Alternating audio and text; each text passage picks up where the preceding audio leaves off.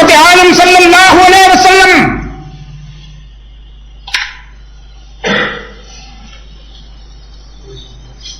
راتوں کو آباد کیا کرتے تھے قرآن کریم کی تلاوت سے،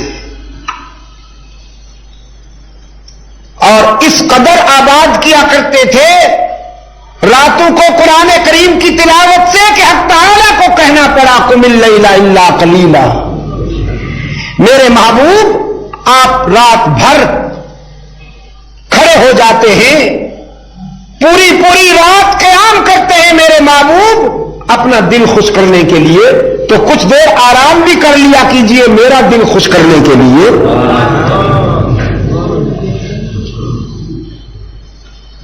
آپ اپنے دل کی تسکین کے لیے پوری رات کھڑے ہو جاتے ہیں تلاوت کلام پاک کے لیے، تو ذرا میری تسکین کے لیے کچھ دیر آرام بھی کر لیا کیجئے میرے محبوب، نصفہ او انقص منہ قلیلا او زد علیہ، یہ تیری مرضی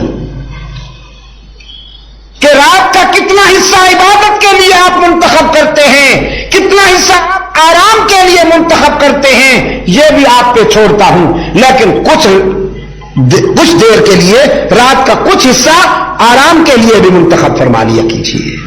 اور آگے کیا فرمائے؟ ورتل القرآن ترتیلا،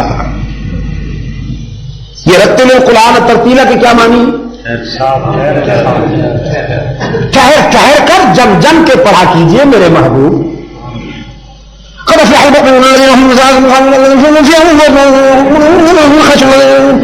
یہ ترتیب ہے،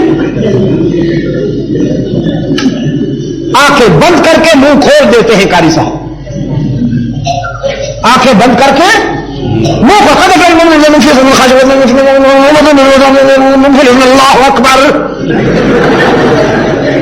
مقتدی بھی اللہ اکبر کھا پڑتے ہیں زمین پر، اللہ اکبر اللہ اکبر اللہ اکبر، انا للہ و انا الیہ راجعون، انا للہ و انا الیہ راجعون۔ یہ مذاق ہو رہا ہے قرآن کریم کے ساتھ؟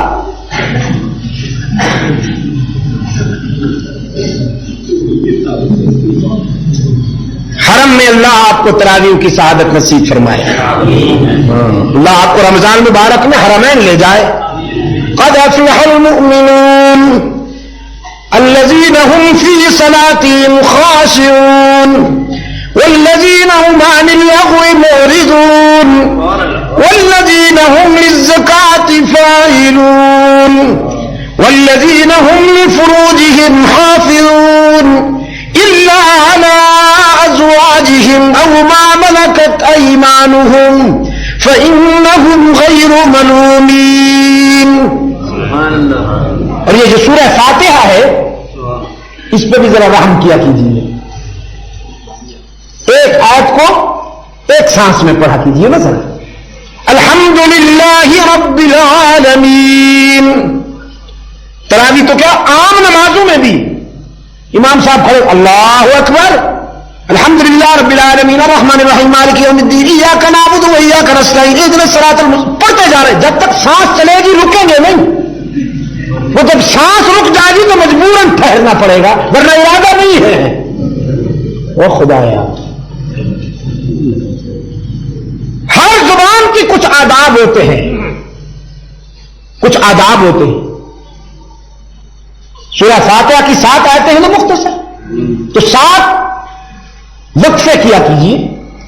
الحمدللہ رب العالمین الرحمن الرحیم مالک یوم الدین ایاک نعبد و ایاک نستعین اہدنا الصراط المستقیم صراط الذین انعمت علیہم غیر المغضوب علیہم ولا الضالین۔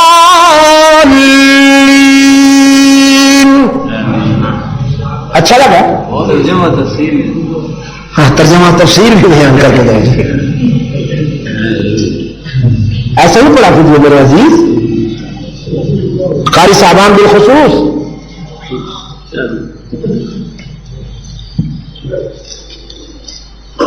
ویسے مجھے معلوم ہے ہمارے محترم قاری صاحب مجھے معلوم ہے وہاں پر بڑی اچھی رہنمائی ہوتی ہے قرآن کریم کو خوبصورت پڑھنے کی، تجوید، ترتیل، توقیر کے ساتھ۔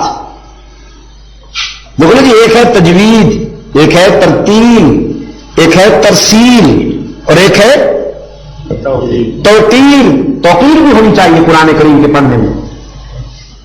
بعض حضرات پڑھتے وقت منہ ایسا بنا لیتے ہیں کہ بچے بھاگ جاتے ہیں بیچارے ان کا منہ دیکھ کر کہ حضرت کی کہیں جنس تو نہیں بدلنے لگی۔ تو تلاوت میں وقار بھی ہونا چاہیے، تلاوت میں وقار بھی ہونا چاہیے۔ قرآن کریم سب سے بڑی ذات کا سب سے بڑا کلام ہے، کلام الملوک، ملوک الکلام۔ تو آپ جو کلام ساری زبانوں کا بادشاہ ہے، جب اسے پڑھیں تو وقار کے ساتھ پڑھیں۔ قد افلح المؤمنون الذين هم في صلاتهم خاشعون والذين هم عن اللغو معرضون والذين هم للزكاة فاعلون والذين هم لفروجهم حافظون إلا على أزواجهم أو ما ملكت أيمانهم فإنهم غير ملومين فمن ابتغى وراء ذلك فأولئك هم العادون والذين هم لأماناتهم وعهدهم راعون والذين هم على صلواتهم يحافظون أولئك هم الوارثون الذين يرثون الفردوس هم فيها خالدون وَلَقَدْ خَلَقْنَا الْإِنسَانَ مِنْ سُلَالَةٍ مِّن طِينٍ ثُمَّ جَعَلْنَاهُ نُطْفَةً فِي قَرَارٍ مَّكِينٍ ثُمَّ خَلَقْنَا النُّطْفَةَ عَلَقَةً فَخَلَقْنَا الْعَلَقَةَ مُضْغَةً فخلقنا المضغة عظاما فكسونا العظام لحما ثم أنشأناه خلقا آخر فتبارك الله أحسن الخالقين ثم إنكم بعد ذلك لميتون ثم إنكم يوم القيامة تبعثون۔ تھک تو نہیں گئے؟ تراوی میں بھی اسی طرح نہیں تھکتا انسان، لیکن افطاری بے قرار کرتی ہے نا۔ آپ چونکہ اللہ والے ہوئے، افطاری اتنی مختصر کرتے ہیں، بس کھجور کا ایک دو دانہ یا ایک دو گلاس پانی کا پیا اور اللہ کا نام اور اس کے ذکر کے لیے آپ مسجد میں آ گئے۔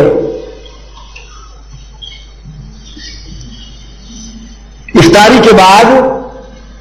کے بعد جو شاگرد نے استاد سے کہا حضرت یہ الائچی ذرا منہ میں رکھ لیجیے، کہنے لگا بدبخت الائچی کی گنجائش ہوتی تو اور قورمہ نہ کھا لیتا۔